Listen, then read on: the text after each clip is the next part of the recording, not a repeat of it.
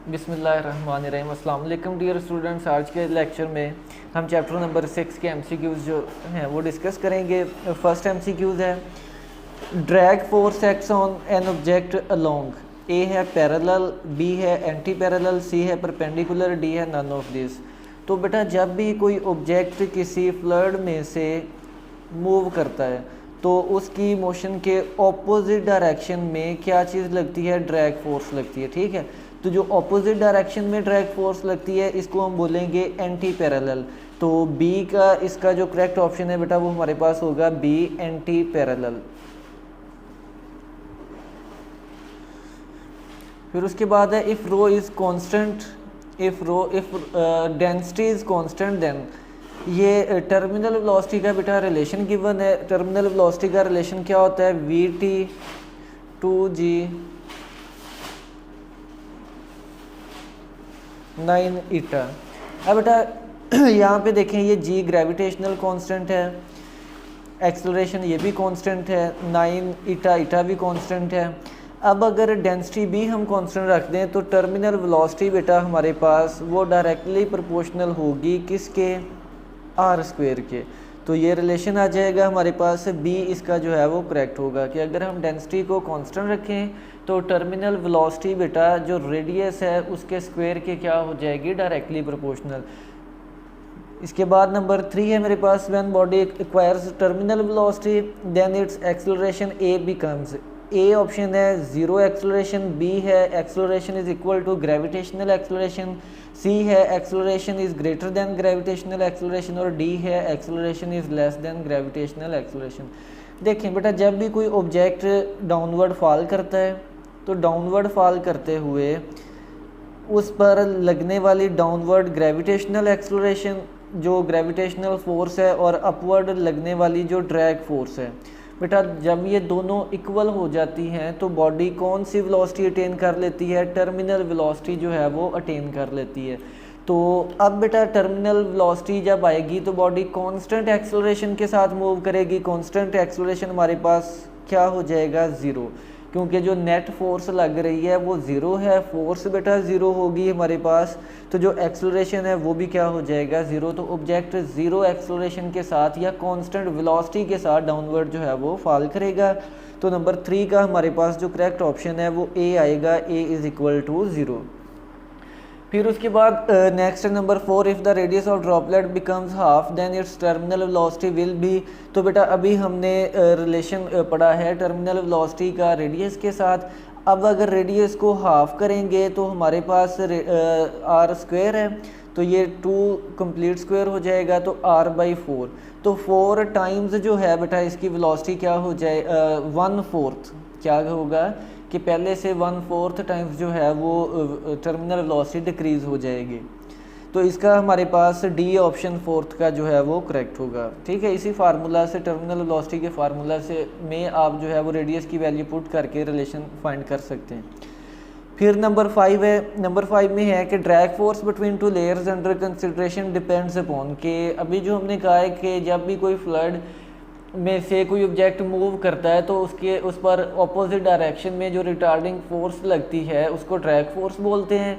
अब पूछा ये गया है कि ड्रैग फोर्स कौन से फैक्टर्स पर डिपेंड करती है? तो ड्रैग फोर्स बेटा डिपेंड करती है, ए ऑप्शन है डिस्टेंस बिटवीन लेयर्स, बी है रिलेटिव वेलोसिटी, सी है surface area of the layer और डी ऑप्शन है ऑल ऑफ दिस। तो बेटा जो हमारे पास ड्रैग फोर्स है वो इन तीनों फैक्टर्स पे डिपेंड करती है। डिस्टेंस बिटवीन लेयर्स पर भी डिपेंड करती है, रिलेटिव वेलोसिटी पर भी डिपेंड करती है और surface area of the layer पर भी डिपेंड करती है। तो इसका हमारे पास आ जाएगा D option all of these आ जाएगा। फिर उसके बाद नंबर 6 है, नंबर 6 में है Stokes law holds for. Stokes law क्या फार्मूला होता है बेटा? माइक्रोस्कोपिक जो स्फेरिकल ऑब्जेक्ट्स हैं उसके लिए स्टोक्स ने ड्रैग फोर्स का जो फार्मूला दिया था 6π/r_v। तो अब बेटा ये जो स्टोक्स लॉ एप्लीकेबल जिस तरह मैंने इसकी लिमिटेशन में बताया है कि ये माइक्रोस्कोपिक ऑब्जेक्ट्स के लिए है। ठीक है, दोनों कंडीशंस माइंड में रखनी है। माइक्रोस्कोप मतलब स्मॉल ऑब्जेक्ट्स, ठीक है। और दूसरी लिमिटेशन क्या है हमारे पास कि उसकी जो शेप है वो कैसी होनी चाहिए? स्फेरिकल होनी चाहिए। तो वहाँ पर और इसके बाद नेक्स्ट थर्ड ये भी है कि जो वेलोसिटी है वो लो वेलोसिटी होनी चाहिए, ऑब्जेक्ट्स की जो वेलोसिटी है वो बहुत ज़्यादा नहीं होनी चाहिए। तो देन हम स्टोक्स लॉ जो है वो अप्लाई कर सकते हैं। तो यहाँ पे शेप की बात की गई है, तो स्फेरिकल बॉडीज़ की बात कर रहे हैं, तो 6 का बेटा सी ऑप्शन जो है वो करेक्ट होगा। फिर इसके बाद नेक्स्ट है नंबर 7। नंबर 7 पे है which of the following is most viscous. अब बेटा ये टेबल गिवन है, टेबल से आप चेक कर सकते हैं, उसका नंबर भी गिवन है। तो यहाँ पे जो ऑप्शन गिवन है इसमें कोल तार जो है इसकी विस्कोसिटी बेटा सबसे ज़्यादा होती है, तो 7 का बी जो है बेटा वो ऑप्शन करेक्ट होगा। ठीक है, ये इन्फॉर्मेशन साइड टेबल पे दी गई होती है। इस साइड इन्फॉर्मेशन को भी आपने अच्छे से याद रखनी है, क्योंकि ये भी MCQs में पूछी जाती हैं। फिर उसके बाद 8 है, 8 में आ जाएगा Bernoulli's theorem includes as a special case of. Bernoulli's theorem जो है उसका एक केस बेटा पूछा गया है कि कौन सा है। तो बेटा यहाँ पे ए है टॉर्सिलियस थ्योरम, बी है स्टोक्स लॉ, सी है न्यूटन्स लॉ, डी है नन। तो बेटा टॉर्सिलियस थ्योरम जो है वो बर्नौलियस एप्लीकेशन में, बर्नौलियस थ्योरम में हम पढ़ते हैं। तो ये टॉर्सिलियस थ्योरम जो है यही एक स्पेशल केस है किसका, बर्नौलियस थ्योरम का। तो 8 का बेटा ए ऑप्शन जो है वो करेक्ट होगा। फिर उसके बाद नंबर 9 है। नंबर 9 पे है if v is speed of flood, a is cross sectional area of pipe and rho density of flood, then the product of these 3 factors will be. बेटा इक्वेशन ऑफ कंटिन्यूटी में हम क्या पढ़ते हैं, equation of continuity में पढ़ते हैं कि एरिया टाइम्स वेलोसिटी। एरिया को अगर एरिया और वेलोसिटी का प्रोडक्ट लें तो ये कांस्टेंट होता है, और ये कांस्टेंट किसके बराबर होता है, फ्लो रेट के, जिसको हम वॉल्यूम फ्लो रेट के इक्वल होता है, जिसको हम लिखते हैं डेंसिटी ओवर टी, रो ओवर टी लिखते हैं। ठीक है, अब बेटा यहाँ पर नेक्स्ट देखें कि अगर मैं यहाँ पर एक रिलेशन लिख के देता हूँ, डेंसिटी किसके इक्वल होती है, मैस ओवर वॉल्यूम के। सॉरी, यहाँ पे हमारे पास रो ओवर टी की जगह वॉल्यूम फ्लो रेट है। ठीक है, तो volume of the fluid flowing per second, product of area and velocity is constant and this constant is equal to volume flow rate, volume of the fluid flowing per second. तो बेटा हमें एक relation पता है कि density is equal to mass per unit volume होता है। अब अगर इन दोनों की जगह मैं आपस में इंटरचेंज करूं तो वॉल्यूम किसके इक्वल आ जाएगा, मैस ओवर डेंसिटी के इक्वल हो जाएगा। तो यहाँ पर वॉल्यूम की जगह मैं क्या पुट कर सकता हूँ, मैस ओवर डेंसिटी। तो A we is equal to यहाँ पर मैस डेंसिटी टाइम के साथ क्या हो जाएगी, मल्टीप्लाई हो जाएगी। तो ये रो बेटा इधर डिवाइड हो रहा है, यहाँ पे multiply rho a we is equal to m over t हो जाएगा। ठीक है, तो अब बेटा यहाँ पर देखें इन्हीं तीनों का, डेंसिटी का, एरिया का और वेलोसिटी का प्रोडक्ट पूछा हुआ है। तो ये m over t mass of the fluid flowing per second के इक्वल है। इसको मैस फ्लो रेट बोलेंगे, क्या बोलेंगे, इसको मैस फ्लो रेट बोलेंगे। तो ये हमारे पास 9th का जो ए ऑप्शन है वहाँ पे मैस फ्लो रेट गिवन है, तो यही बेटा इसका करेक्ट ऑप्शन होगा, product of rho a v m over T.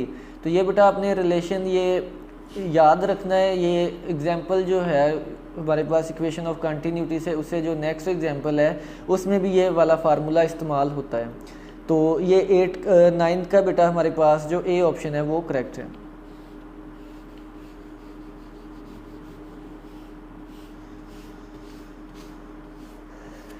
इसके बाद नंबर 10 है pressure will be low where the speed of fluid is. तो ये बेटा हमारे पास बर्नौलियस एप्लीकेशन, बर्नौलियस प्रिंसिपल है कि where the speed of fluid is high pressure will be low. तो pressure will be low where the speed of fluid is high. अब fluid की speed high होगी तो प्रेशर क्या होगा बेटा, लो होगा। तो 10th का बी ऑप्शन जो है वो करेक्ट होगा। इसके बाद नेक्स्ट है 11 the working of carburettor of car uses. तो इसमें ए ऑप्शन है बेटा इक्वेशन ऑफ कंटिन्यूटी, बी है ग्रेविटेशनल लॉ, सी है बर्नौलियस थ्योरम, डी है स्टोक्स लॉ। तो बेटा ये बर्नौलियस थ्योरम जो है ये इसकी एप्लीकेशन कहाँ पे अप्लाई होती है, कार्बोरेटर ऑफ कार यूजेज। ठीक है, एक्सरसाइज का बेटा ये शॉर्ट क्वेश्चन भी है, इस तरह से आप उसको पढ़ते हैं कि जहाँ पे हमारे पास के यहाँ पर जब एयर बेटा एंटर होती है तो एरिया कम होने की वजह से उसकी स्पीड क्या हो जाती है, ज़्यादा हो जाती है। स्पीड ज़्यादा होगी तो प्रेशर क्या हो जाएगा, कम हो जाएगा। सराउंडिंग में प्रेशर ज़्यादा होगा तो ज़्यादा प्रेशर से किस तरफ मूव करेगा फ्लूइड, वो लो प्रेशर की तरफ मूव करेगा। तो ये कार्बोरेटर का जो प्रिंसिपल है या वर्किंग है वो किस पे बेस करती है, वो बेस करती है बर्नौलीज थ्योरम पे। अब बेटा उसके बाद नेक्स्ट है 12 है, तो 11 का बेटा जो है वो सी पे बर्नौलीज थ्योरम है, तो सी इसका जो है वो करेक्ट होगा। इसके बाद 12 है the law of conservation of energy is the basis of. तो बेटा इसमें दो टॉपिक में हमने बात करते हैं कि जो इक्वेशन ऑफ कंटिन्यूटी है वो डिपेंड करती है law of conservation of mass पे, और जो law of conservation of energy है वो कहाँ पे होल्ड करता है हमारे पास बर्नौलीज थ्योरम, बर्नौलीज एप्लीकेशन पे, बर्नौलीज प्रिंसिपल पे। तो यहाँ पे आपने इसमें याद इसका जो करेक्ट ऑप्शन है वो डी होगा, Bernoulli's equation is based on law of conservation of energy. तो जो 12 है इसका बेटा डी ऑप्शन जो है वो करेक्ट होगा। फिर इसके बाद 13 है स्विंग इज प्रोड्यूसेस टू। अब बेटा बाल की हमने शॉर्ट क्वेश्चन में भी है, ये बाल की जब ये मूव करती है, फॉरवर्ड मूव करती है, साथ में बेटा ये स्पिन भी करती है, तो एक साइड पे जो हमारे पास फ्लूइड है उसकी स्पीड जो है वो हाई हो जाती है और दूसरी साइड पे फ्लूइड की स्पीड क्या होती है, लो होती है। तो एक साइड पे जहाँ पे फ्लूइड की एयर की स्पीड ज़्यादा होगी वहाँ पे प्रेशर लो होगा, और जहाँ पे स्पीड लो होगी वहाँ पे प्रेशर क्या होगा, हाई। तो लो प्रेशर से हाई प्रेशर से लो प्रेशर की तरफ फोर्स लगेगी और ये जो पाथ है बाल का वो डिफ्लेक्ट हो जाएगा। तो ये बेटा प्रिंसिपल बर्नौलीज प्रिंसिपल है, और ये ऐसा क्यों होता है। ए है increase the speed of ball, ये भी नहीं सही, decrease the speed of ball. C है डिसीव द प्लेयर, देखिए ये पाथ इसका क्या हो गया है, डेविएट कर जाता है, पाथ अपने ओरिजिनल पाथ से क्या हो जाता है, डेविएट हो जाता है।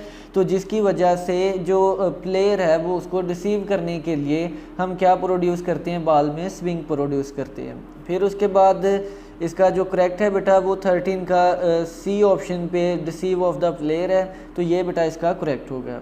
फिर उसके बाद नंबर 14 है, नंबर 14 है the product of cross sectional area of pipe and speed of flood is called. तो बेटा अभी हमने ये एमसीक्यूज किया है कि एरिया और वेलोसिटी का जो प्रोडक्ट है ये इक्वेशन ऑफ कंटिन्यूटी में है, ये कांस्टेंट होता है, और ये कांस्टेंट किसके बराबर होता है, वॉल्यूम ओवर टी, जिसको हम वॉल्यूम फ्लो रेट बोलते हैं। तो इसका बेटा जो करेक्ट है 14 का वो ए ऑप्शन जो है वो करेक्ट होगा। Volume product of area and velocity is equal to volume flow rate, volume of the fluid flowing per second. फिर इसके बाद नेक्स्ट है 15 में आ जाएगा as the water falls its speed increases and so its cross sectional area will be. तो बेटा area increase यहाँ पे हमारे पास स्पीड इंक्रीज हुई है तो उसका जो एरिया है वो क्या हो जाएगा, डिक्रीज हो जाएगा। तो 15 का बेटा हमारे पास ए जो है ऑप्शन वो करेक्ट होगा कि उसका एरिया डिक्रीज हो जाता है। फिर नंबर 16 है, ये भी बेटा साइड इंफॉर्मेशन से लिया गया है, आप इसको जो है वो देखेंगे साथ कि dolphins have dash bodies to assist their movement in water. तो बेटा जो हमारे पास डॉल्फिन्स होती हैं इनकी बॉडीज़ जो है वो स्ट्रीम लाइंड होती हैं, इनकी बॉडीज़ स्ट्रीम लाइंड होती हैं जो कि इनको असिस्ट करती हैं मूवमेंट करने के लिए वाटर में। तो इसका जो करेक्ट है बेटा वो ए ऑप्शन आ जाएगा। इसके बाद नेक्स्ट है 17 में है बेटा Stokes law obey only. Stokes law पे बेटा कहाँ पे अप्लाई होता है, स्टोक्स लॉ देखें, स्टोक्स लॉ जो है f d is equal to 6 pi eta r v given है। ये स्टोक्स लॉ हमें ड्रैग फोर्स के बारे में जो है इंफॉर्मेशन देता है कि जब भी कोई माइक्रोस्कोपिक ऑब्जेक्ट्स जो कि स्फेरिकल शेप की होती हैं किसी फ्लूइड में से मूव करते हैं तो उस पर जो ड्रैग फोर्स लगती है उसकी कैलकुलेशन की है किसने, स्टोक्स ने। अब बेटा वो कहता है कि ये कहाँ पर ओबे होता है, तो ए ऑप्शन है बेटा आइडियल फ्लूइड। अब देखें आइडियल फ्लूइड की करैक्टरिस्टिक्स क्या हैं। आइडियल फ्लूइड के करैक्टरिस्टिक्स में हमने कहा था कि विस्कोसिटी क्या होती है, ज़ीरो। अब देखिए विस्कोसिटी ज़ीरो है तो वहाँ पे फ्रिक्शन नहीं होगी, ड्रैग फोर्स भी अप्लाई नहीं होगी, तो वहाँ पर हमारे पास जो स्टोक्स लॉ है वो एप्लीकेबल ही नहीं होगा। जब ड्रैग फोर्स ही नहीं लग रही तो हमारे पास स्टोक्स लॉ भी एप्लीकेबल नहीं होगा। या आप देख सकते हैं कि एन ईटा की वैल्यू अगर ज़ीरो पुट करूँगा तो ड्रैग फोर्स क्या हो जाएगा, ज़ीरो।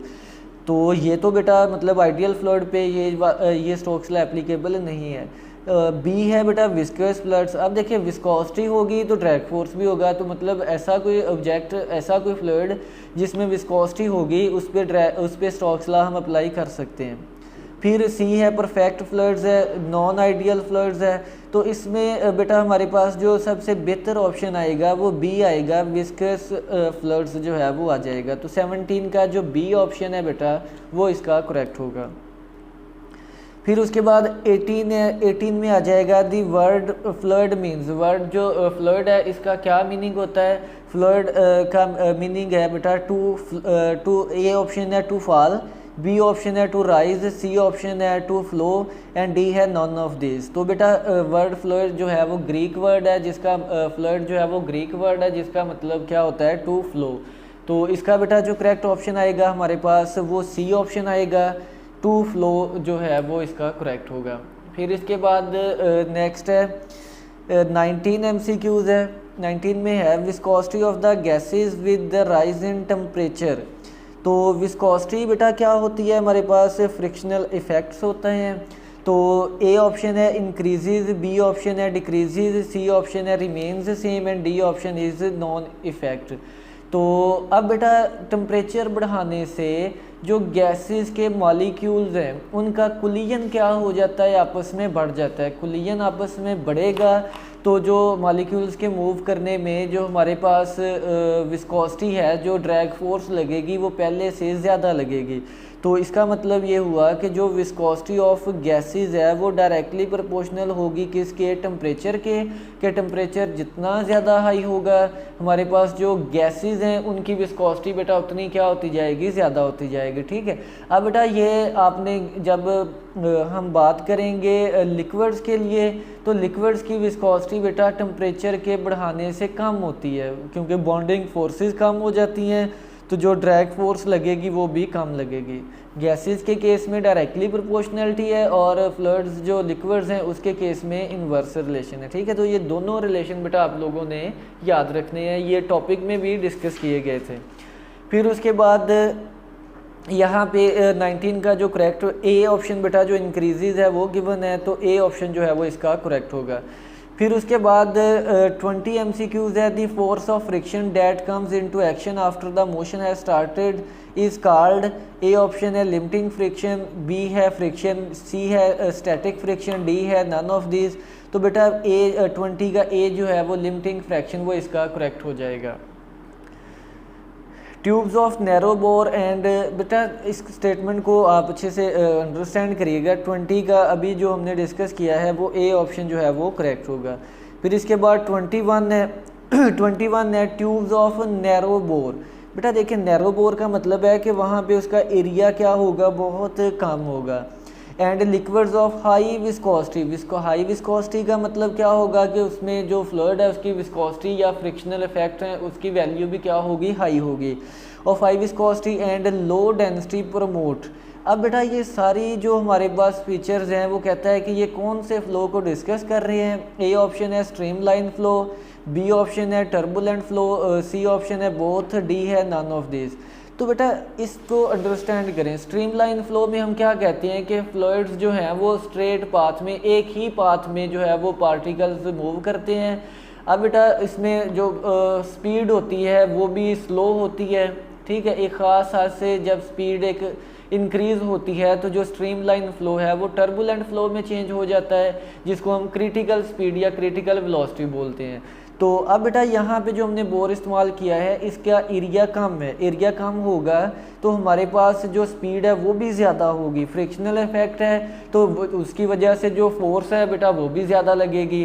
तो इसका मतलब कि ये तीन जो डिस्कस किए गए हैं ये नॉन आइडियल फ्लूइड को डिस्कस कर रहे हैं, अनस्टेडी फ्लो को जो है वो डिस्कस कर रहे हैं। तो अनस्टेडी फ्लो को बेटा हम क्या बोलते हैं? टर्बुलेंट फ्लो बोलते हैं। तो 21 का बेटा जो करेक्ट होगा हमारे पास वो बी ऑप्शन होगा कि टर्बुलेंट फ्लो को ये तीनों चीज़ें बेटा जो हैं वो शो कर रही हैं। फिर उसके बाद 22 है बेटा 1 टॉर प्रेशर पूछा गया है इन न्यूटन पर मीटर स्क्वायर इज, तो ये 1 टॉर इज न्यूटन मीटर में इसकी वैल्यू बेटा ए ऑप्शन है 129, बी ऑप्शन है 133.3, सी है 135.6 और डी है 125। तो 22 का बी ऑप्शन जो है बेटा वो करेक्ट होगा 133.3 न्यूटन पर मीटर स्क्वायर। तो बी ऑप्शन जो है बेटा वो इसका करेक्ट होगा। फिर इसके बाद 23 है, 23 पे है a liquid flow through a pipe of varying diameter the velocity of the fluid. बेटा ये न्यूमेरिकल बेस्ड है, इसको मैं सॉल्व करके आपको दूंगा। Liquid flow through a pipe of varying diameter the velocity of the liquid is 2 meter per second at a point where the diameter is 6 centimeter. The velocity of the liquid at the point where diameter is 3 centimeter will be। अब बेटा इसको इससे related एक numerical भी है बेटा, वो भी आपने उसको भी यहाँ से आप अंडरस्टैंड कर सकते हैं। फिर मैं आपको एक डायमीटर का वेलोसिटी के साथ रिलेशन बना के दूंगा, आपने वो रिलेशन याद रखना है और नेक्स्ट इससे रिलेटेड जब भी कोई एमसीक्यूज आएगा तो आप उसी रिलेशन को यूज़ करके जो आंसर है उसको फाइंड करेंगे, सारा ये न्यूमेरिकल सॉल्व नहीं करेंगे। अब बेटा सारा डेटा लिखते हैं कि इनिशियल जो वेलोसिटी है v1 वो किसके इक्वल है 2 मीटर पर सेकंड के, ठीक। अब उसके बाद यहाँ पर जो डायामीटर है d1 वो कितना गिवन है बेटा, वो गिवन है 6 सेंटीमीटर, ठीक। अब बेटा the velocity of liquid at the point where diameter is 3 centimetre, d2 given है बेटा 3 सेंटीमीटर। यहाँ पर बेटा वो पूछता है कि जो वेलोसिटी है वो कितनी होगी। लेट्स से इस तरह से कि जब हमारे पास डायमीटर था 6 सेंटीमीटर, ये 6 सेंटीमीटर डायमीटर था जब हमारे पास, तो तब वेलोसिटी v1 जो है वो 2 मीटर पर सेकंड थी। अब ये वेरिंग डायमीटर है, मतलब डायमीटर क्या हो रहा है इसका, कम हो रहा है, तब्दील हो रहा है। तो कम हो के बेटा बॉटम पे जाके लेट्स से कि इसका डायमीटर कितना रह जाता है 3 सेंटीमीटर। इस पॉइंट पे वो कहता है जो फ्लूइड की स्पीड है वो आपने मालूम करनी है। तो अब बेटा यहाँ से आप अप्लाई करेंगे इक्वेशन ऑफ कंटिन्यूटी, क्या होती है a1 v1 is equal to क्या होती है हमारे पास a2 v2 कि अपर एंड पे एरिया और वेलोसिटी का प्रोडक्ट बराबर होगा लोअर एंड पे एरिया और वेलोसिटी के प्रोडक्ट के। अब बेटा ये हमारे पास जो पाइप है इसकी शेप कैसी होती है, स्फेरिकल होती है और इसका जो एरिया है वो क्या गिवन होता है पाई आर स्क्वायर गिवन होता है, ठीक है। अब बेटा यहाँ पर एक बात देखें कि अगर हमने एरिया की ये वैल्यू पुट करनी है तो रेडियस तो गिवन नहीं है, जबकि हमें यहाँ पे डायामीटर गिवन है। तो पहले हमें पता होना चाहिए कि जो रेडियस है वो डायामीटर का क्या होता है, हाफ होता है, ठीक है। तो अब बेटा यहाँ से रेडियस की ये वाली वैल्यू हम यहाँ पे पुट करके जो रिलेशन है वो फाइंड करेंगे। तो अब बेटा एरिया के लिए हम लिखेंगे पाई r1 स्क्वायर, साथ में v1 हो जाएगा, a2 की जगह क्या लिखेंगे पाई r2 स्क्वायर, साथ में क्या आ जाएगा v2 आ जाएगा, ठीक है। अब बेटा ये आप पाई से ये पाई कैंसिल कर सकते हैं, r1 स्क्वायर की जगह आप क्या लिख सकते हैं d1 ओवर 2 होल स्क्वायर हो जाएगा, यहाँ पर v1 और यहाँ पे क्या आ जाएगा d2 ओवर 2 का क्या आ जाएगा स्क्वायर आ जाएगा और यहाँ पर हमारे पास v2 आ जाएगा। अब बेटा अगर इसको हम सॉल्व करें तो ये d1 स्क्वायर ओवर क्या हो जाएगा 4, साथ में v1 है और यहाँ पर d2 स्क्वायर ओवर 4 और यहाँ पर क्या आ जाएगा v2 आ जाएगा। बेटा ये 4 से ये 4 क्या हो जाएगा कैंसिल आउट हो जाएगा। तो अब बेटा यहाँ पर आप पुट कर सकते हैं d1 स्क्वायर ओवर ये d2 स्क्वायर, इधर बेटा मल्टीप्लाई हो रहा था इधर आएगा तो डिवाइड d2 स्क्वायर हो जाएगा। यहाँ पर बेटा v1 है और ये किसके इक्वल आ जाएगा v2 के इक्वल आ जाएगा, ठीक है। अब बेटा आप इसको रिलेशन को अगर थोड़ा सा रीअरेंज करके लिखें तो यहाँ पर हमारे पास v2 ओवर v1 ये बेटा किसके इक्वल होता है d1 square over d2 square, ठीक है। तो आपने नेक्स्ट बेटा जब भी रिलेशन इस तरह का एमसीक्यूज आएगा तो आपने ये वाला रिलेशन जो है वो यूज़ करके आपने वेलोसिटी जो है वो फाइंड कर लेनी है, ठीक है। इसको भी रीअरेंज करें तो बेटा ये इसी फार्मूला से जो है वो ड्राइव हो रहे हैं।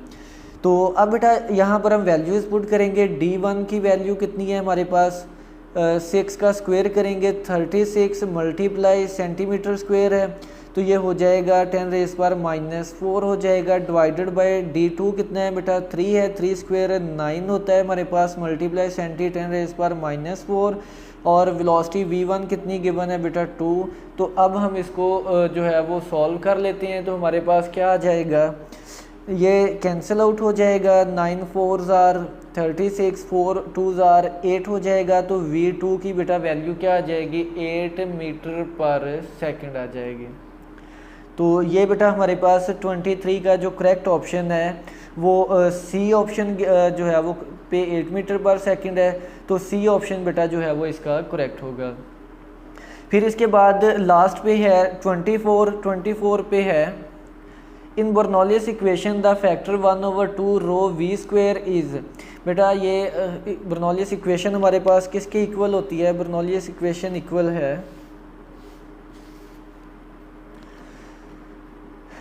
Pressure plus kinetic energy per unit volume 1/2 rho v square plus rho g h potential energy per unit volume, और ये सब क्या होता है कांस्टेंट होता है। ठीक है, तो यहाँ पर बेटा जो 1/2 रो वी स्क्वेयर है ये काइनेटिक एनर्जी नहीं बल्कि क्या होती है kinetic energy per unit volume होती है। ठीक है, ये मैं आपको सॉल्व करके भी देता हूँ। काइनेटिक एनर्जी किसके इक्वल होती है 1/2 mv स्क्वेयर। तो अब बेटा अगर इसको मैं वॉल्यूम से क्या कर दूं डिवाइड कर दूं तो ये मेरे पास आ जाएगा काइनेटिक एनर्जी वॉल्यूम बेटा लेफ्ट हैंड साइड पे भी डिवाइड कर देंगे और राइट हैंड साइड पे भी। तो ये जो लेफ्ट हैंड साइड पे फैक्टर है इसको बोलेंगे kinetic energy per unit volume. ठीक, तो इसके बाद बेटा इसको मैं रीअरेंज करके लिख सकता हूँ 1/2 m/v, ये यहाँ पर हमारे पास हो जाएगा v स्क्वेयर। अब बेटा एक रिलेशन है density is equal to mass over क्या होती है वॉल्यूम। तो बेटा ये देखिए मैस ओवर वॉल्यूम की जगह मैं क्या रिप्लेस कर सकता हूँ डेंसिटी। तो ये जो फैक्टर है बेटा मैस ओवर वॉल्यूम यहाँ पे रिप्लेस हो जाएगा डेंसिटी। तो ये 1/2 रो v स्क्वेयर, तो ये बेटा लेफ्ट हैंड साइड पे क्या आ रही है kinetic energy per unit volume. ठीक है, तो ये जो फैक्टर में पूछा गया है 1/2 रो v स्क्वेयर, तो बेटा ये किसके इक्वल होगा फिर kinetic energy per unit volume. तो इसका बी ऑप्शन जो है बेटा वो करेक्ट होगा।